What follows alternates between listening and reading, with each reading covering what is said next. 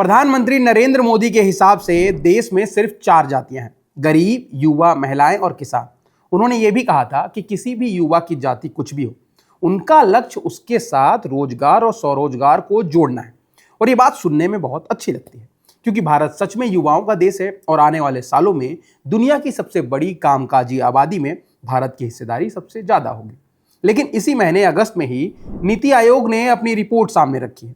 वो युवा शक्ति के भविष्य पर सवाल खड़ा करती है, क्योंकि जिस युवा को सरकार विकसित भारत का सबसे बड़ा स्तंभ बताती है, वो युवा व्यवस्था से ही बाहर है। नीति आयोग की रिमाइनिंग स्किल फॉर विकसित भारत 2047 रिपोर्ट के हिसाब से देश में करीब 8.7 करोड़ युवा ऐसे हैं जो ना पढ़ाई कर रहे हैं, ना नौकरी में हैं और ना ही किसी तरह की प्रशिक्षण ले रहे हैं। रिपोर्ट इन्हें नीट यानी कि नॉट इन एजुकेशन, एम्प्लॉयमेंट और ट्रेनिंग की श्रेणी में रखती है। पहले एक बात साफ कर दूं कि यह बेरोजगारी का आंकड़ा नहीं है, क्योंकि बेरोजगार व्यक्ति तो वो भी हो सकता है जो काम की तलाश कर रहा हो। पर यहां बात सिर्फ उन युवाओं की है जो पढ़ाई, कमाई और प्रशिक्षण तीनों ही रास्तों से बाहर हो चुके हैं। तो सवाल आता है कि ये जो युवा हर चीज से बाहर है, वो कर क्या रहा है? कहीं ये वही युवा तो नहीं जो सिर्फ आंदोलनों में दिख रहा है, या फिर भगवान के नाम पर पंडालों में हुड़दंगी कर रहा है? क्योंकि इस ग्रुप में लगभग 88% लोग घरेलू कामों में लगे हुए हैं। इतना ही नहीं, रिपोर्ट में 8.7 करोड़ युवाओं में पुरुषों और महिलाओं की अलग अलग संख्या नहीं बताई गई है। लेकिन जरा इसको समझिए कि किसी गांव की 21 साल की लड़की जिसने 12वीं के बाद पढ़ाई छोड़ दी क्योंकि कॉलेज 30 किलोमीटर दूर था, किसी कस्बे का लड़का जिसने 2 साल नौकरी खोजी फिर घर की दुकान पर ही बैठ गया, कोई महिला जो शादी के बाद घर और बच्चे संभालते संभालते पढ़ाई और काम दोनों से बाहर हो गई, इन सब का जिम्मेदार कौन है?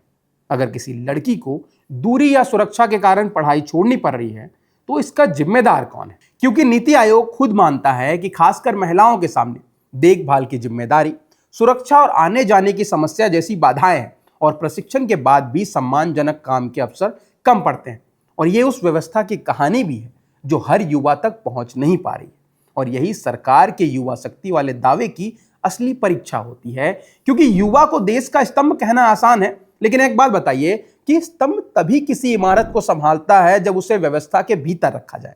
अगर करोड़ों युवा स्कूल और कॉलेज से निकलने के बाद भी किसी प्रशिक्षण, रोजगार या आजीविका से नहीं जुड़ पा रहे हैं, तो क्या केवल योजनाओं की संख्या गिनाने से इस तस्वीर को बदला जा सकता है?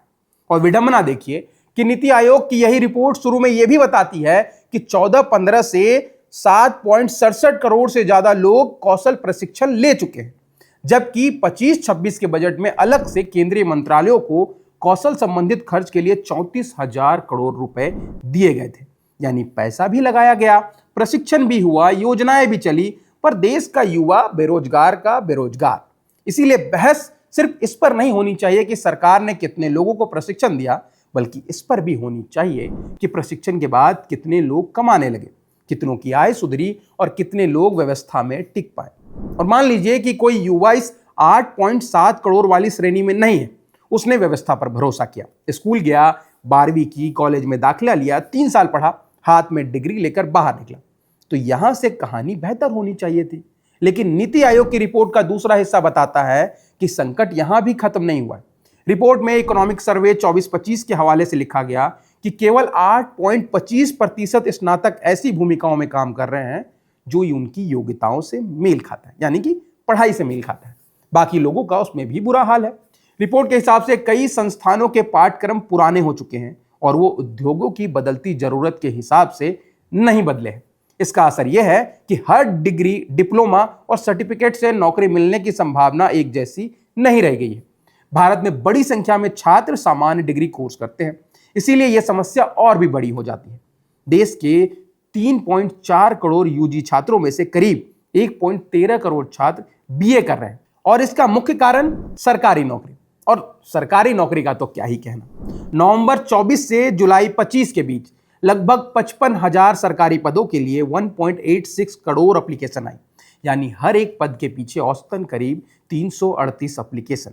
इसके साथ 34% छात्र डिग्री के दौरान कौशल की कमी को बड़ी समस्या मानते हैं, जबकि 18% छात्रों को इंटरव्यू की तैयारी की कमी मुख्य समस्या लगती है। कुल मिलाकर समस्याएं बहुत है, हल कुछ भी नहीं। इसीलिए सवाल तो सरकार से होगा कि 12 साल में आपने इस जाति के विकास के लिए क्या क्या काम किए हैं, और अगर काम किए हैं तो उसका असर क्यों नहीं दिखता है। अब आपकी इस विषय पर क्या राय है कमेंट सेक्शन में हमें जरूर बताइए। अगर आपको वीडियो पसंद आया है तो इसको लाइक करें और ऐसे ही वीडियोस के लिए सब्सक्राइब करें बजरबट्टू दुनिया को।